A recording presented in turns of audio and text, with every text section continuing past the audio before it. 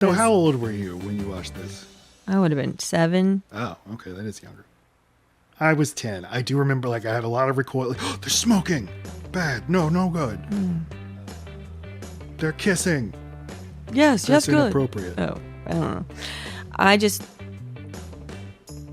I know that I knew the whole time that the girls didn't want to do all the stuff the boys wanted to do. But then comes Rizzo. Mm-hmm. My girl. So, yeah. I think in the play I do think the play is supposed to be more sex positive, that there's not so much like, in both of these movies, it's like you gotta trick a girl into having sex with you. That's the way you do it. Yeah. Oh, so you're saying the girls are more like down. Or they're driving the car sometimes too. Yeah. Okay. What I like about Back to the Future before the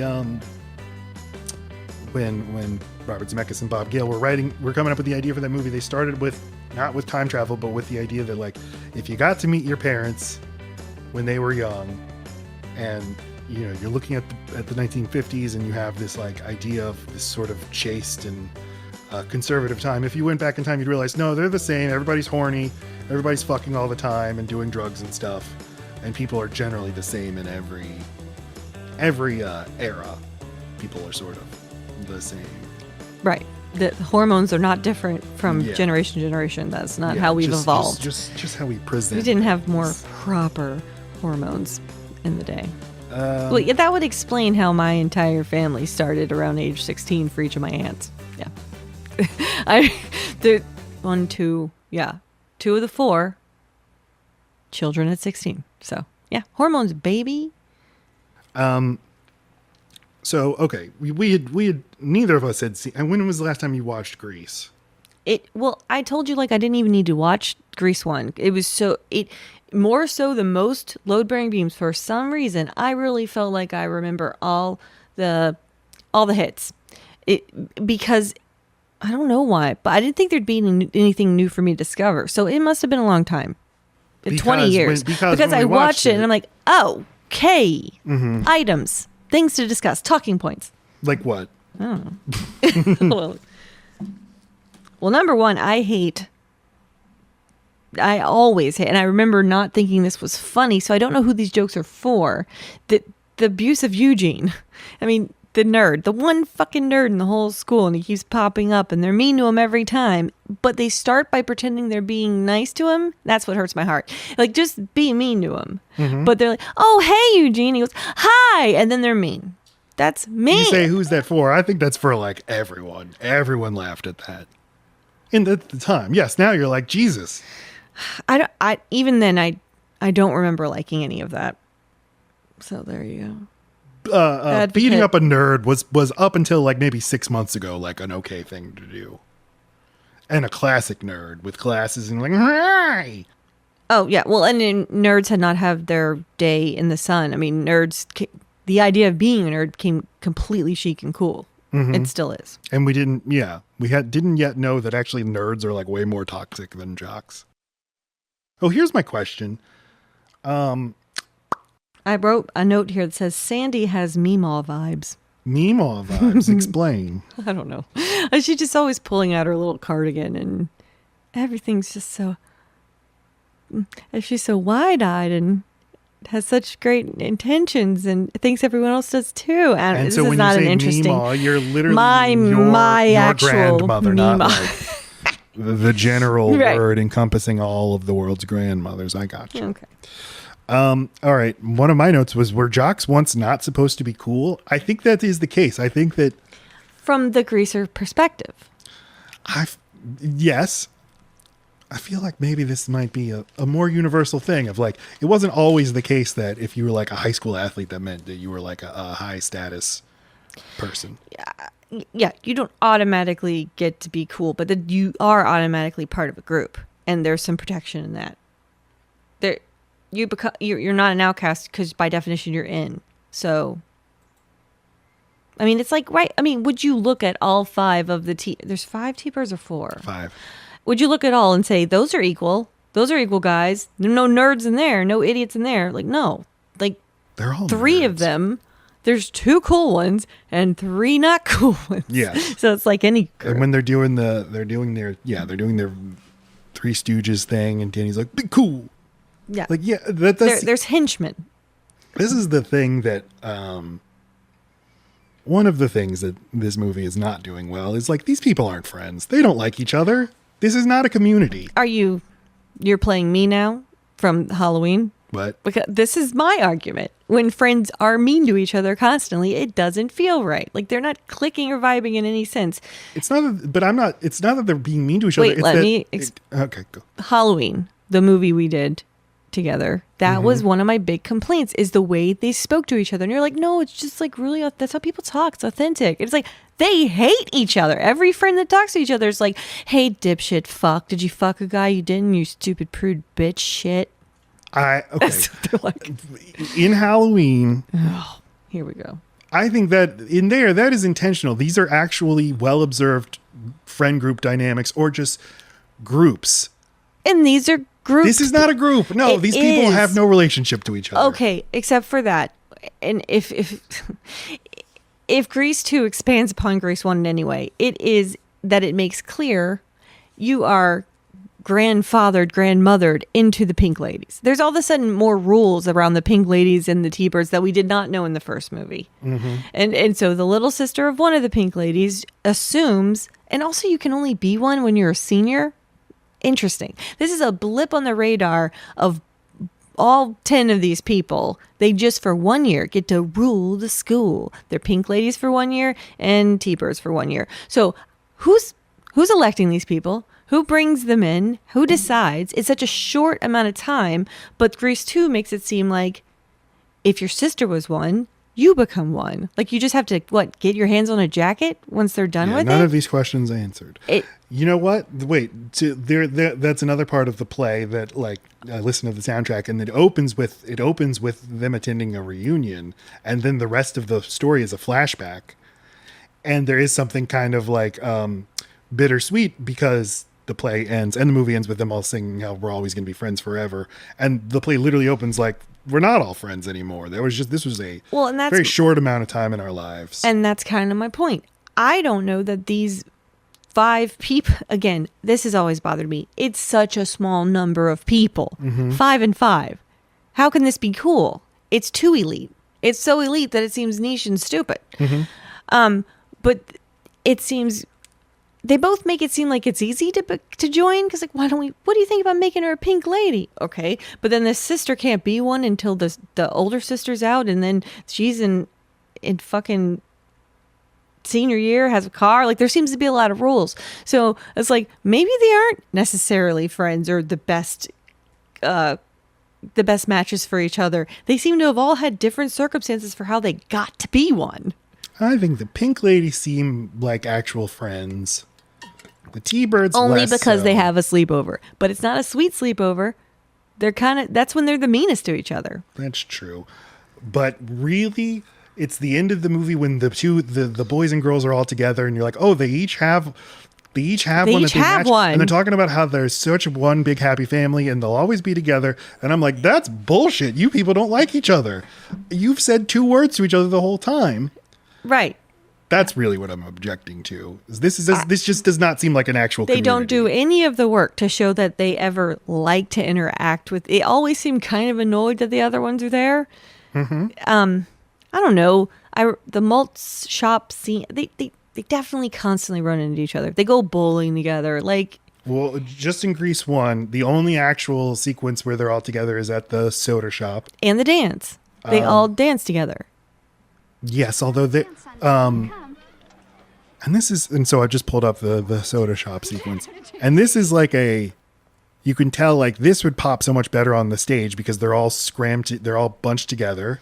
Right. And like Danny and Sandy are talking, you can see everybody else like following like a tennis match. Ooh, what's going to happen now? What's going to happen now?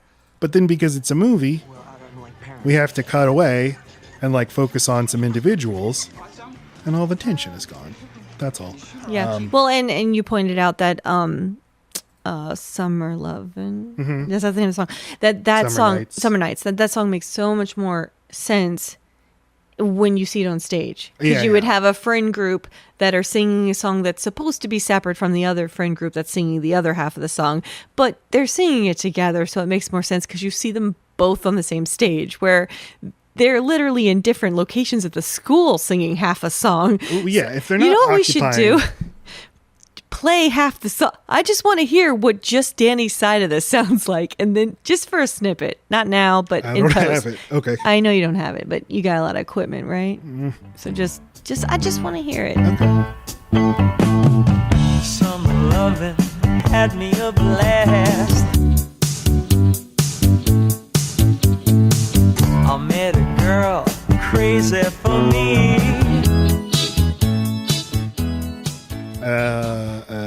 Yeah, they need to be literally occupying the same physical space, or else it just seems dumb. Now they're I don't know. It's fine. Okay, our point was that these people don't seem like they actually enjoy each other's company or hang out ever, but now they're best friends and the whole team's back together again. There does seem to be a lot of stuff that was cut out. I know there were whole scenes between Rizzo and Kaneki that are cut out. That explains much better why in one scene she's getting in a car with them, and in another scene she is so pissed she throws a malt. Yeah. And there's some kind of like grungy, gritty fight that they just ended up taking out because the tone was completely different from the rest of the movie. Like, okay. Oh, and a little so the hickeys that Rizzo has, the actress, the actual actress, Jeff Conway actually gave those hickeys to her because he insisted that that would be the only way to make them seem really real. Cool. Yeah, neat. I find Jeff Conway's whole what happened with him he's just kind of a tragic figure. Because of this movie. Mm-hmm. Because he did have Taxi after this. So yes, but it wasn't for... the role of Bobby was not fulfilling because the directors always made it clear that you cannot replace Danny DeVito and all the other main characters were so... They had more clout. Mm-hmm. They were not replaceable, but they could get anyone to say the line, "Hey, Tony." I don't know what the line was, but anyway, he was not totally... Oh, yeah. He'd be like the seventh person you'd name if you were remembering. He didn't love that role. Yeah. And that's what the second thing he's known for is that role. Mm-hmm. And then Babylon 5. Mm. Anyway, but Jeff Conway, speaking of the fact that he had to give over his big number, the Grease Lightning number, that is what his character was supposed to sing, but because John Travolta had clout, he was able to take that from him, and like it seems like especially the choreographer Birch and most of the cast were so mad about this switch that they, in like still decades later, if interviewed about it, they were mad. Well, to they be would clear, mention it on stage. Kaneki sings "Greased Lightning." It's his solo number, and Travolta politicked him out of it and said, "Actually, I should sing it." Right. Because and so he was Kaneki trying, doesn't have a number in the movie, and John Travolta was trying to keep up with Olivia Newton-John, who had better management and had contractually gotten a solo song and other things. But so I don't want to hate too much on John Travolta, but that does seem like it ended up ruining Jeff Conway's life, because that is when, during that performance, maybe not because they switched roles, but he fell and got a back injury that started him on taking painkillers, and he struggled with drug addiction ever since then, and he was on Celebrity Rehab with Dr. Drew and all that. Yeah, he was very public about his addiction, and then he died of like pneumonia or something really young. I mean, 60 was young. It's just he never really got better after Grease. It was too slippery. That's not funny. Did you call it Greased Lightning? Is that what I heard? It is Greased Lightning. It is Grease Lightning. Sorry, what? Oh, you're right. Yeah. Greased light. Yeah. Ew. All right. Well, it feels slimier now. All right. Okay. Good things about this movie then, because we both found ourselves liking it. It's not. I don't think it's very well directed. Both of these movies, whenever a song starts, it is jarring. It's jarring, but more so in the second one. Yeah, but even in the first one, if it just doesn't feel like a musical when they're not singing, that is a problem of the director. Yes, there should doesn't have the energy of a musical. There should be lead-in motion and music that go into the song, building into like, oh, it's a song, or just like, oh, they were getting in an arrangement to do a dance, but it's like a flash mob every fucking time. Like it's meant to surprise the shit out of us. Because they say like, okay, so what is the point of movie musicals? It's people break into song when they have a burst of emotion that they couldn't express. Whereas in these movies, it's just like, well, now is the time for the musical number, right. and so it begins. We just need a soundtrack. Yeah. These guys like doo-wop. Now that's what I call music. But Travolta has a few scenes where he's very funny, especially when he's trying to be a jock. I didn't remember any of this. But, yeah, that's the best one. Yeah, he's just trying out. He's playing basketball and all these other sports. And Coach Calhoun is like the most supportive, sweetest man teacher you'll ever see. And also the principal and the assistant. I don't think she's the vice principal. Blanche. I love their dynamic too. Yeah. I like all the scenes with the principal in it. She's great. They are great. Eve Arden and who's the other one? I don't know. A little tidbit. I do have some trivia on Grease 1 that almost all of the backup dancers you see, they won a nationwide contest to be able to be in Grease. So that's how that happened. And in the American Bandstand sock hop thing where, everyone dances at the school dance, there were no dancing parts written in for Olivia Newton-John. Sonny was supposed to distract her the way he does later in the dance scene. He was supposed to distract her right away and bring her off to the side so that Danny would spend the entire time dancing with Cha-Cha. Mm-hmm. But Olivia Newton-John insisted. She's not a trained dancer. John Travolta is, but she insisted that she dance, and most of it actually, to show that she can also dance. And I thought she did great. Yeah, and I believe Sandy's not at the dance in the play. Right? Yeah, no, she gets completely sidetracked. I think it's Sunny. Duty. Yeah. When we're watching the dance sequence. This is I said the animated part. This is the best part of the movie, or the best stretch of the movie. You have some really good dancing, and then this is like just really impressive choreography and just direction. We have like this because there's so much happening at one time. Yes, and like musicals today, just a million cuts, no full body shots, but like you just have these really impressive like oneers. Yeah. Just going across the bleachers and seeing everybody. Now, this was a full day of shooting, and 2 people dropped from heat stroke during this because there was no air conditioning in this gym, or they couldn't put it on because of sound, something like that. And it was like 106 degrees outside. So people dropped from heat exhaustion in the carnival scene at the end and at this one. Worth it. I think so. Yeah. Divas. Other good thing. Well, Olivia Newton-John's fine. I think she's perfect. If what she's supposed to be is this like pristine thing that then turns into a not pristine thing. I'd say, okay, yes, she's good. The movie does dirty by her. It doesn't care about her. You don't think so? No, and I think that the real problem is like, do she and Danny say more than 6 sentences to each other in the whole movie? Wait, it has to not care about her because we have to be happy when she goes away. The investment in caring about her as a character.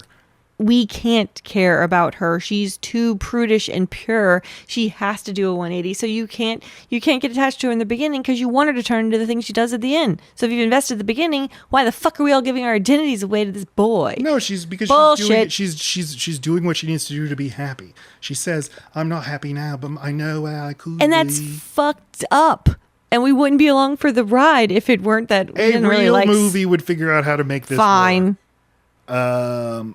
The bigger problem is just that, like, I do not buy that these people like each other. We don't see them like each other ever, other than the first 2 minutes of the movie. And then they get reunited, and he's like, "Oh, baby, it's cool rock and roll." And she's like, "What are you doing? Where's the boy?" It's the weirdest thing. And then I swear they say 3 additional sentences to each other in the rest of the movie. They don't like each other. Usually I pick up on shit like that. That's unearned relationships. Am I too close to this one? Is it because it's kind of a beam of mine, number 1, and you pick number 2, which is not, that I'm going to defend it? But like, I'm the relationship person You in this think podcast. this is a relationship that is I think it's fine for fucking high schoolers. to be the centerpiece of the emotional arc of this movie. It's well Are we executed. supposed to have a lot of emotion? Yes, you are. When Sandy bursts into hopelessly devoted to you, you buy that this is that she is hopelessly devoted to him. No, I don't think she gives a shit. No, I think she's sad and she's just saying words. And then Danny's like, "You guys know you mean a lot to me, but Sandy means a lot too." You think he's telling the truth there too? Oh my god, I'm bored with the. I don't think it mattered. I think it drives it forward, and what I appreciate about the movie this time is that it moves.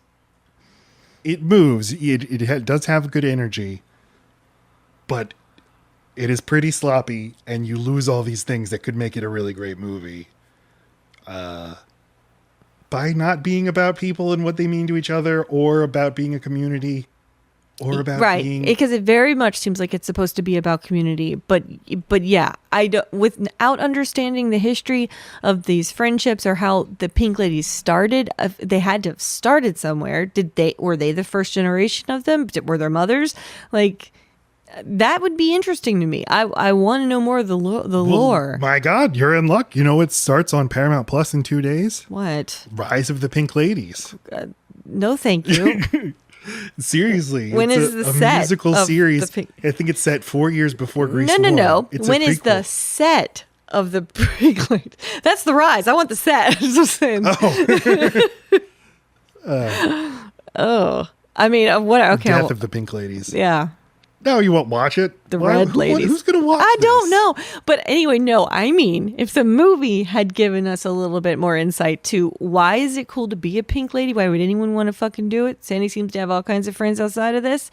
And then Grease 2 is like too heavy-handed, too quick, too presumptuous with just saying things that are just supposed to be unknown. Well, contractually, we are supposed to only fuck a T-bird. And as you know, the jackets we wear are T-Bird property. Right, like, Yeah, I know. what? My kid is on sports It's teams. insane. I pay for that shirt. It's my property. Like, who did they paid for the production of those shirts? Why? For the screen print on the back? I mean, these are just a bunch of fucking dorks. Who? Why is these? Oh, the all these T-birds are people- really dorky in the second But one. in both of these movies, Theater kids. that's what they are. I mean, it is blatant in the second. But see, what I kind of liked about the second movie this time, and I'll just cards on the table. Oh, fuck. Didn't like the second movie. I think the first Yeah. movie's pretty. I give the first movie 3 stars. I give the second movie 2 stars. I think the second movie is a lot more nihilistic and a lot more like LOL, nothing matters.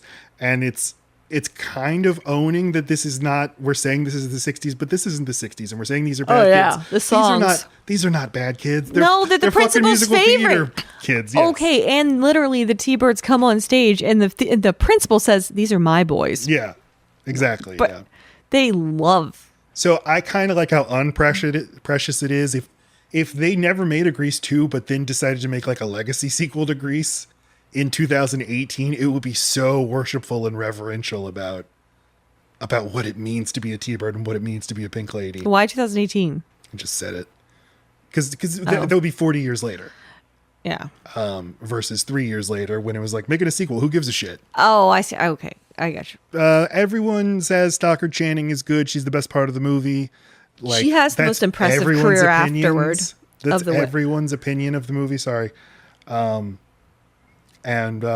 watch the movie and you're like, oh yeah, she is. She And you don't blows everyone else away. You also don't realize she's kind of elite. Like she might as well be just as elite as Sandy. Oh yeah, which is, I mean, that's another thing that sucks. It's like she's the most interesting character And She most has the interesting arc. story that has no time. Is just kind of going on in the background. And she's like the curmudgeon, but she's not. She's dealing with big fucking big issues. Mm-hmm. She's trying to stay cool, be sex positive. Then she thinks she's pregnant.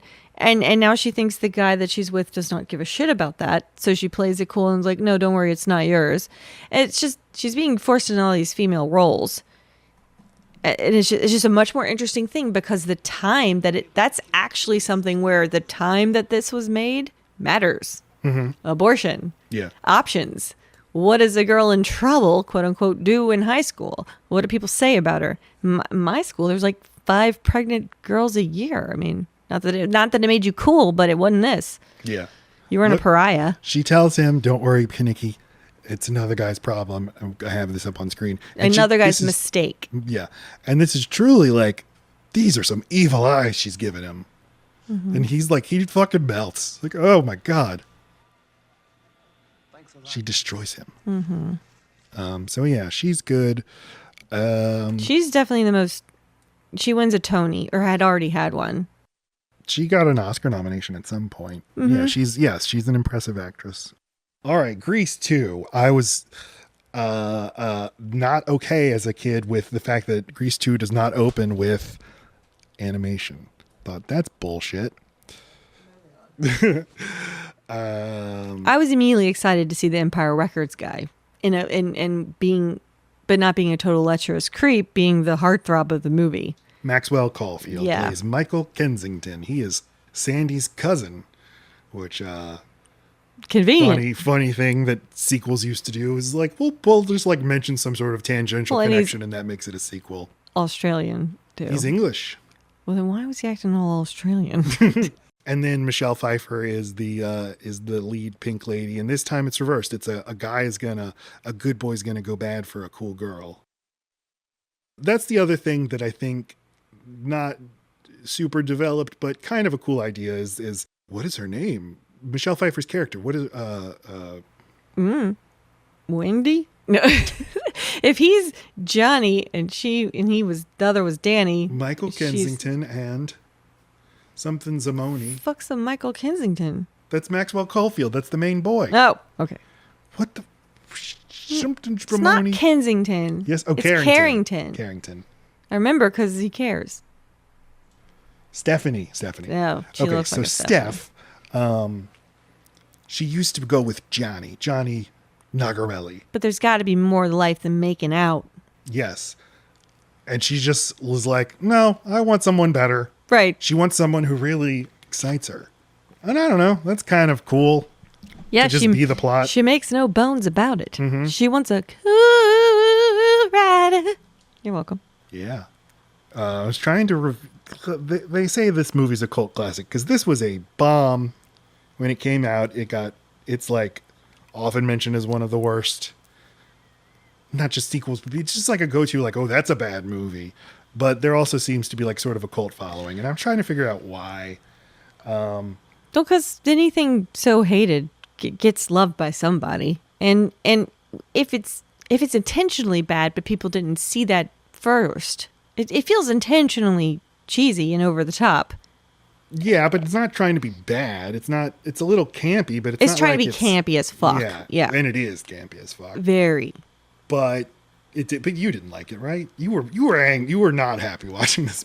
Well, because I realized we weren't going to get to watch an episode of Justified because it just kept going on and on. It does not need to be a 2-hour movie. The end goes to... Both of these movies are so long. And there are super melodramatic parts of this movie, and then the death parts, and like she literally thinks I don't know. It goes... For something that's supposed to be so camp and so light, it goes too dark. Yeah. When he's...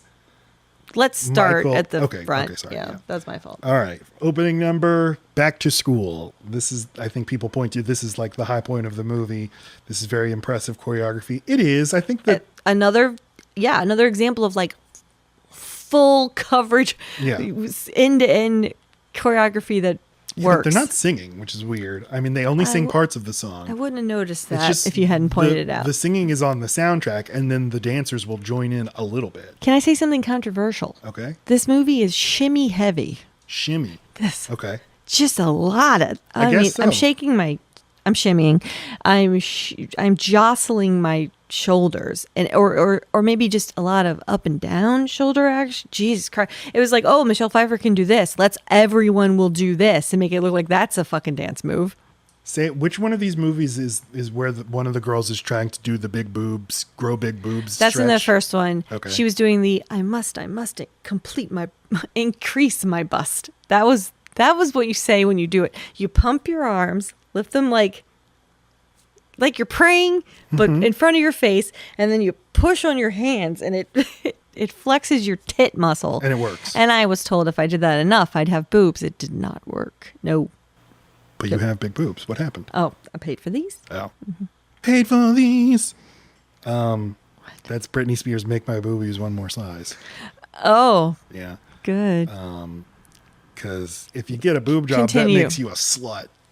Oh. And if you get a nose job, that makes you an idiot or something. I've had both. That's one of the things that happens in this. I mean, okay, so this movie doubles down on the confusing, dead-end one-liners that don't... Right. This is a reference to something else that was cut out of the movie, I guess. Rhonda, I believe, wants to get a nose job, and then And later, has a prosthetic nose on in the beginning. That was still smaller than mine, I might add, at that time. I have a note. This is why I didn't like this movie. No. There is immediate big nose on a girl shit comedy. Ooh, that big. And her nose again was not as big as the one I had while watching it. So fuck this movie is what I would have done there.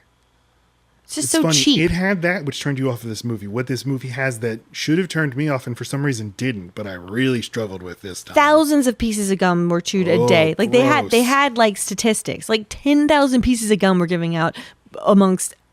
It's just is method acting. I fucking hate gum. I think gum is disgusting. I hate thinking about gum. I hate seeing actors chew gum, and nothing but gum in this movie. And boy, it was tough. Would you like it replaced with cum? Yes, Just bubbling Lot of cum. more cum.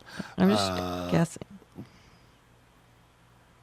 Ideally, there'd be nothing. They wouldn't have to be chewing on anything. But that They had to look like they didn't care, baby. You know, what's more casual than someone chewing some cod? Let me ask you this: cars now being replaced with motorcycles. What are you? Do you have any thoughts? Well, of course they open with the fucking pink ladies having a car and then fucking move the goalpost. Yeah, cars are bullshit now. Who Like- cares about cars? Now we liked having the car before because you would be trapped in our vehicle and we could take you to make out. But now that you guys have the car, we need to trap you on something else. So get on the back of this motorcycle. Like, damn it. Yeah. What would if in Grease 3? What would the vehicle be? It'd be boats. I mean, a hoverboard. It has to get smaller. It has to continue to bring them closer, although a boat does make them very isolated. I guess they could be skaters in the 90s. Yeah. Get some sweet. No, bondage. because anyone can get a skate. I mean, well, I couldn't, but that's not as hard to. You got to be able to work on it. You know, you got to be able to like take it to Yeah. the shop and like practice on it. So jet ski. It has to be something that not everybody has. It's a jet ski. I think it's a that's jet what it would be. It'd be Sea-Doos. So Michael shows up and he's like, "Oh, I'm new at this school. I'm a blimey old bloke, ain't it?" And Look then, at me posh outfit. I got a cardigan plus Yeah. another shirt and a pocket square and then a perm. And then Frenchie, Doesn't the have lone pink lady or T-Bird from the original movie, is sticking around, even though this is 2 years later. She's back. to 3. It's 61. And we're in Rydell 59 50. was the last one. Now, 59, 60, 61. That's 3 years. no, the class of I'm not good at the this. class of 59 to the class of 61. Okay. Now, this is not text in the film. This is just from the official description. It's 1961. Very little to indicate that it's actually the 60s, and definitely not the music.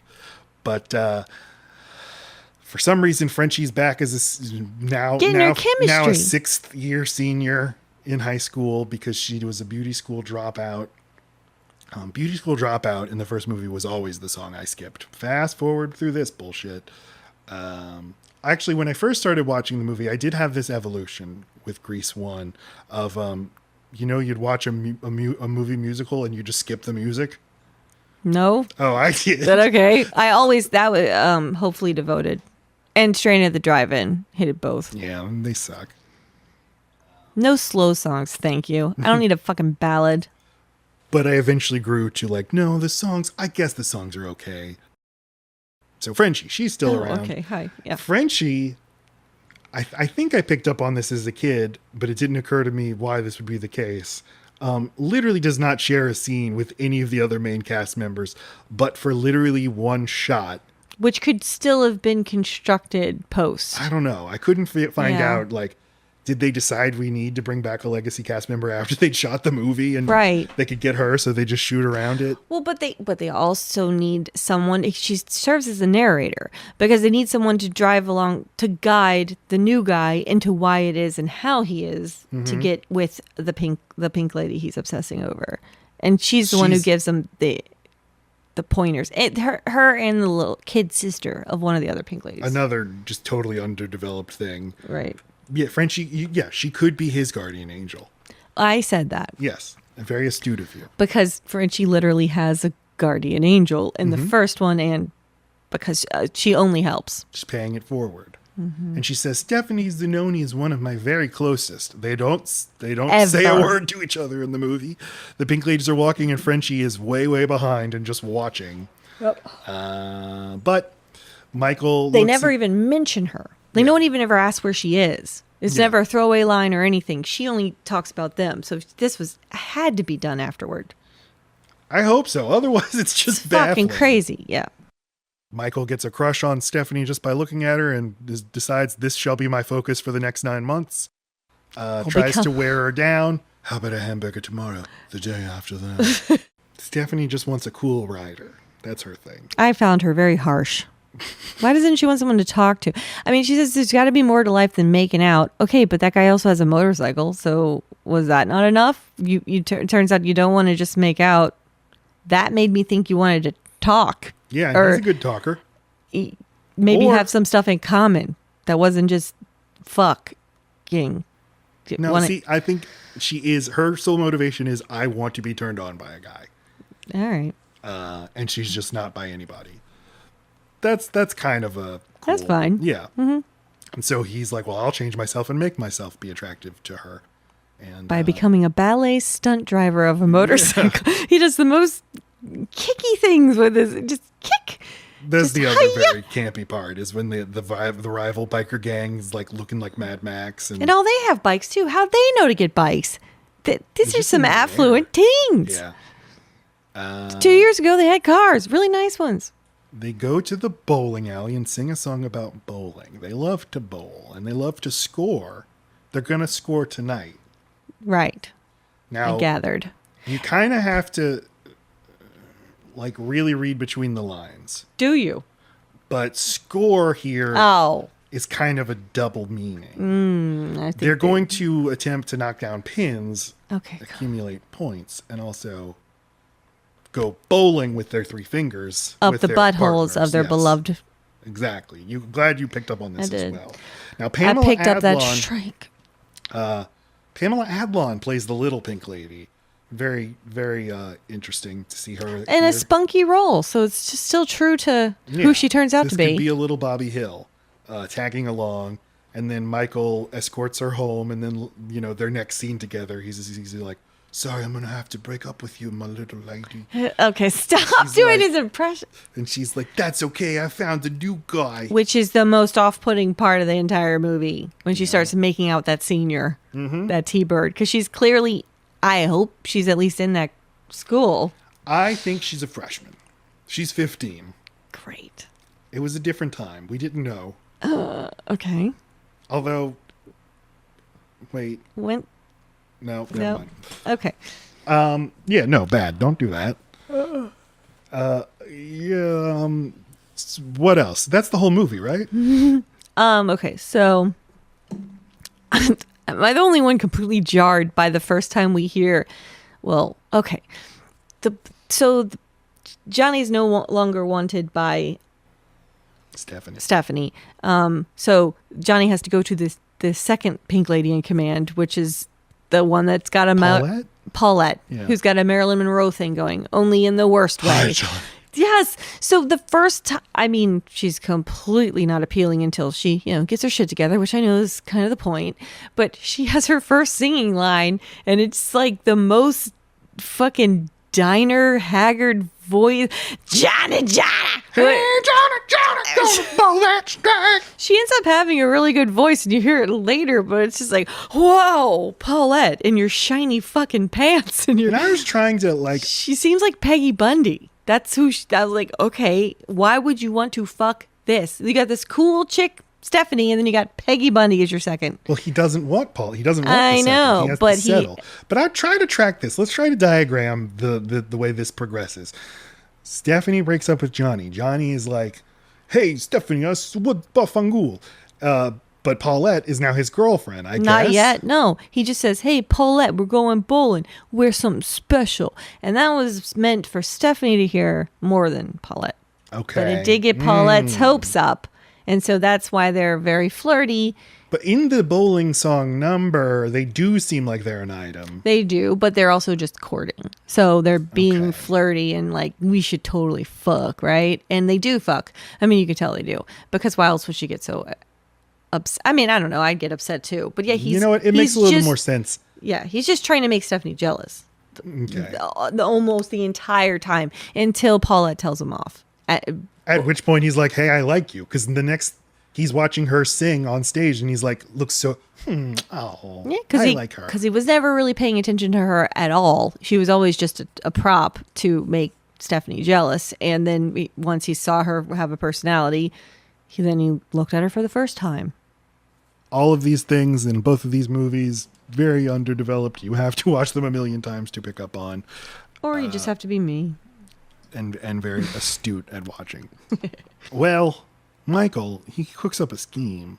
I'm going to save up money by doing homework for other people. What a schemer. Yeah, which He's gonna I get a I job. definitely did in high school. That's fucking weird. He does homework for the T-Birds and is able to save up enough money to get a cheap motorcycle that then he teaches himself how to make it into a good motorcycle. Not just that. He learns, okay, my hair is crazy. Okay. He learns how to be a mechanic and then a stunt driver. Yeah, What the fuck? yeah. And so he appears on the scene in a you would never be able to tell who he is because he has goggles on. Goggles. Who is that guy? Who's that guy? They ask. Can They you sing. tell who Batman is? No. No, it's 'Cause true. he's all It chin. is kind of like Batman. Yeah, just chin. Who's that guy? This really excites Stephanie Who's that later. guy? Later, Stephanie and Michael have another encounter where they ride together. She still can't tell who he is, but she like hugs him a lot. Lot. And this is the extent of their interaction. And she's now in love. Well, hours go by. We don't know what they talk about. Yeah. It's not the point. Michael has this really weird, I mean, utterly baffling song at school that is mostly sung in his head where he's like, why can't I be just who I am? forgot Real about- me my charades. Oh, yes. And he's just like watching everybody go by and he's like, I don't fit in the motorcycle world. I don't fit in the high school world. Where is the real me? And at one point he's in his bomb shelter because he has a bomb shelter. I think there's kind of a Timothy McVeigh thing going on that we don't see, but he's down there. He's stacking up like fertilizer and stuff. But you see him just drawing hearts on a piece of paper and then just singing, why can't I be the real me? And this happens like an hour and 45 minutes in. And when it starts, you're like, oh my fucking God, no. It's that kind of song. It is abrupt.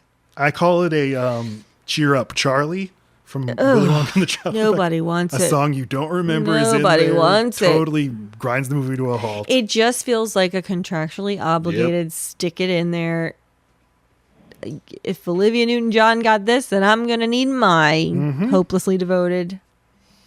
Superimposed me on top of other things. I guess the subplot to the movie is both the T-Birds and the Pink Ladies. These are bad kids, right? These are from the wrong side of town, rough around the edges. They want to compete in the talent show.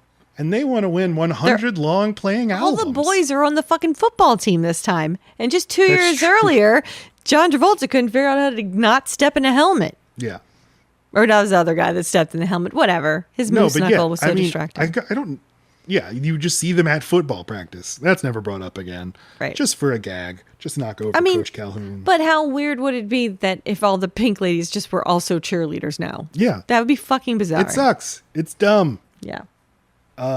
They both really want this. And so the Pink Ladies produce the most elaborate, expensive, hundreds of backup dancers.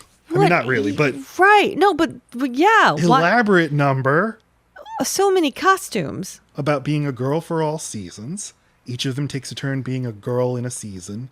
And then the T-Birds have their own number. And then they have the big talent show. and suddenly the rules are changed, and one performer from each group is declared the co-winner. No, the king of the talent show and the queen of the talent show, who are also the king and queen of the luau. What fucking luau? The luau. About bamboo. Sorry, that just goes right there. The luau. Yeah, never mentioned in this movie What? until it's time. No, this had to be like, where are we going to fucking set the closing number? I don't know, a luau? Well, and also, how do we make Steph and Johnny have to be together for a thing? Or why did they need to be together in that luau scene for it to work? Why did they need to be floating in a fucking pool together? And unable to Get out. leave the pool. It's a 3-foot pool. Yeah. You're in a fucking bathing suit. Get out. So they each get 50 albums. Okay, that's just a weird It's so- reward. Why do they want these albums And so why bad? can't they pronounce albums? Why is it a joke that they all Saying want albonyms? albumins. Because they're pronouncing the N in album. That's the joke. They're pronouncing the what? Isn't there an N? No. An album? Well, then why were they They're just saying saying it like that? albumins. That's so... It's charming. It's funny. These guys. I don't fucking know. I thought there was an N because of that. So many spelling tests.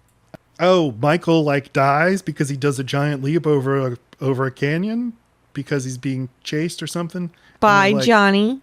All right, and they're like, Yes, Papa. by Eating Johnny. sugar? Yes, Lacey. No, Papa. Okay. They leave him for dead, and then Stephanie, But they have to get back to the talent show. boyfriend just died, or the guy that she spent an hour on a motorcycle It's with died. unclear. They do look and see if there's like an obvious body down there. Nobody sees anything. So they all convince themselves enough to go to the talent show that he made the jump.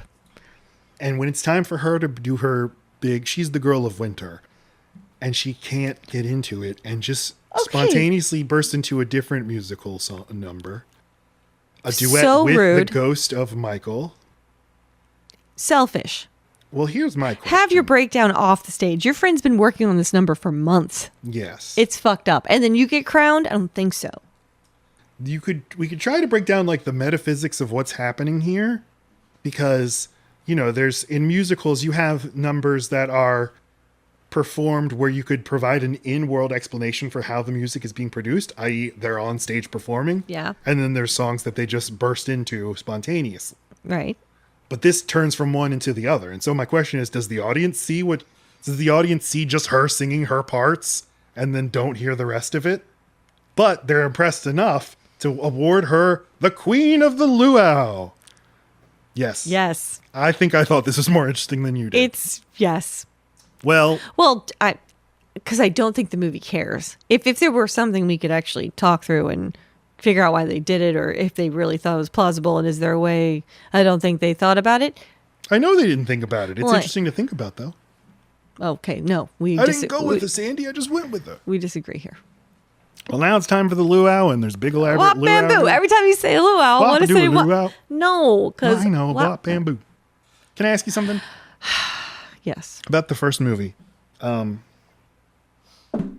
When Sandy, when she transforms into a slut, It's like, wait, Sandy's trans. That is a former fuck. into a bad girl, and I'm saying slut because again, the producer of the movie kept saying she turns into a slut. All right. Only has one line of dialogue after becoming a slut. Tell me about it, stud. Doesn't speak another word. She sings, but doesn't speak another word the rest of the movie. Now all is well. Somebody says, "What if we never see each other again?" And then Danny says, "That'll never happen." And then Sonny says, "How do you know?" And he goes, "What do you mean, how do I know?" And pushes him down onto a carnival hammer game, which causes them to win the game.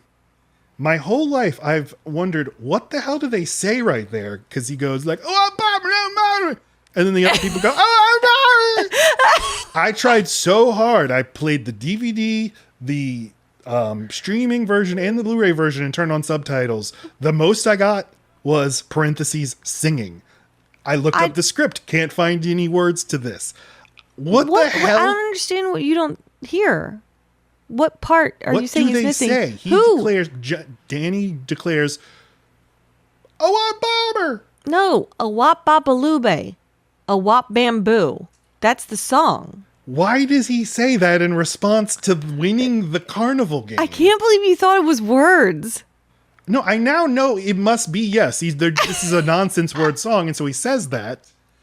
But as a kid, I was because it's supposed to be a prompt, one that they understand, one that is a reference they get, one that is like a doo-wop trope thing that they would have, a call and response thing that would have, like, the same as, I say hey, you say ho. I mean, so, like, it just would have been understood to them. It always made sense to me. spurred on by the ding. Well, no, he just wanted to answer with a song instead of with emotions. What do you mean? How do I know? Push, bing, oh, A what bamboo? Because they Why have do these things follow? Because they have that we will always be together because You won the game? No, that has nothing to do with it. It's because I'm gonna say this nonsense word. You're gonna know exactly what to say back to me, and then we're gonna have a whole choreographed dance that we love to do together. That's why we have this in common. We are greasers. I get it. How are those things linked? Why does pushing him onto the carnival game trigger this? It doesn't need to. Do you understand why I was confused as a kid? Yes. And I couldn't find an answer now. Because there doesn't need. Okay, it's not one that needs an answer. If you look up the official lyrics to this song, it does not start with them saying that. It starts with "We go together." Okay. But if this is the first declaration of the song, Stop doing that. let's pull it up. A wop bop a lube. A wop bamboo. Or a wop lop a booba. The more you say it, the less it means. What a stupid thing to get hung up on. We're gonna get there. But the game made his butt ding, and then they say it. I don't understand. Like, there's just as many awkward starts to songs in many other places as well. Oh, this is. She's like, guys, good news. Rizzo and Kaneki made up, and they're all like, yay! They hate each other. They don't give a shit. Okay, God. They're so happy to hear this news. Daddy, Rizzo and Kaneki made up! All right. Oh, I mean, they sound decently happy. Well, what are we going to do after graduation? Yeah, maybe we'll never see each other again. Nah, that'll never happen. How do you know? What do you mean, how do I know? Pushes him down. You hit the thing real hard. Now we won the game. That is in response to what he did. I got you. Okay, but him pushing does not need to be explained here because the entire movie, the way he interacts with those guys is by hitting and pushing them. He just... When does that also start a song? It doesn't need to. It's just part of their thing, man. And also, the Kaneki, and it is... Stop. It is made abundantly clear that neither... Can I fucking say what I'm saying? That Kaneki and John Travolta, who are the leads of this group, try to express some emotion to each other by him asking if he'll be his second in the fucking big drag race. And that's a weird freaking scene. But what they're showing you is how emotionally stunted it is, or they are, because of the macho thing that they have to be putting on. They can't actually have feelings or actually even say that they're best friends. Even that's too much emotion. So then they just devolves into them hitting each other and slapping each other or whatever because one of them was asked to be the second. That is as much emotion as they show. So this touches on this. They're about to talk about something that's kind of emotional, like, I'm going to miss you. Well, they're not going to fucking turn to each other and go, I'm going to miss you. They don't do that. So he pushes them. He feels so strongly about his love for Sonny that he hears... Oh my God. He hears representation. No, I'm trying. This actually, I think I'm getting it. Great. I love you so much, but I'm such a tough guy, I can never say it. So I push you. I pushed you so hard that I won the game. Now it's time to sing. Here's where you do where it does not matter. Sense. Yes, I know, but the game part does not matter. The pushing. Look at them. Look at them. It's just comic. Look. Yes, I did it. Yeah, but it doesn't have anything to do. Oh my God. He's just excited that it's funny. Okay. 1 triggers 2, triggers 3. I'm saying 1 and 3 have nothing to do with each other. But 1, 2 to 3 do. You convinced me. It makes sense now. Fantastic. Jesus Christ. So this has been Load Bearing Beams about Oh. Grease and Grease 2. We were supposed to talk mainly about Grease 2. I think we talked way more about Grease 1, but that's okay. There are whole moments we did not speak of.